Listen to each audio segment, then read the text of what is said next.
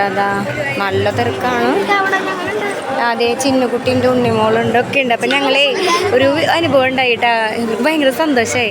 നമ്മൾ അപ്പുറത്തൊന്നും നമുക്ക് വീഡിയോ എടുക്കാൻ പറ്റില്ല. അത് കാരണമാണ് നമ്മൾ പായസം കുടിക്കണം എന്ന് പറഞ്ഞിട്ട് ഇവർ പറഞ്ഞപ്പോൾ നമുക്ക് വരി അവിടെ ഭയങ്കര തിരക്കായിരുന്നു.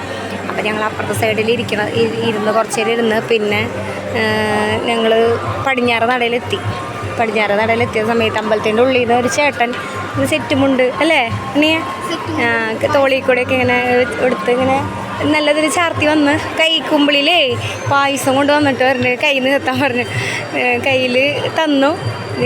ഇവർക്ക് കൊടുത്തു കഴിഞ്ഞ് അല്ല ഉണ്ണി മോളെ. ആ സമയത്ത് ഞങ്ങൾ തിരിഞ്ഞേക്കിപ്പോൾ ഇവിടെ കാണാനില്ല. അപ്പോൾ അതിൻ്റെ ഉള്ളിൽ നിന്നാണ് വന്നേ, അമ്പലത്തിൻ്റെ ഉള്ളിൽ നിന്നല്ല ഉണ്ണിയെ.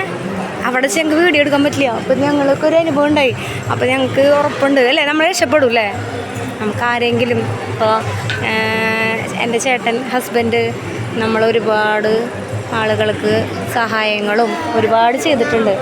അപ്പോൾ ആരെങ്കിലും ഒരാൾ ഭഗവാന്റെ നടയിലെന്ന് പറയുക, ഞങ്ങൾക്ക് ഭഗവാന്റെ രൂപത്തിൽ മനുഷ്യരൂപത്തിൽ നമുക്കൊരാൾ സഹായത്തിനായിട്ട് എത്തുന്നു നമ്മൾ പ്രതീക്ഷിക്കുന്നു.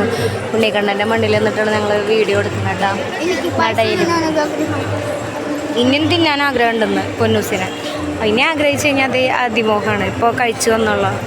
അപ്പോൾ ഇങ്ങനൊരു അനുഭവം നമുക്കിന്ന് കിട്ടിയിട്ടുണ്ട്.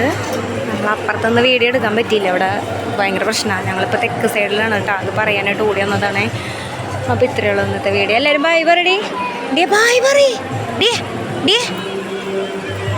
ബൈ.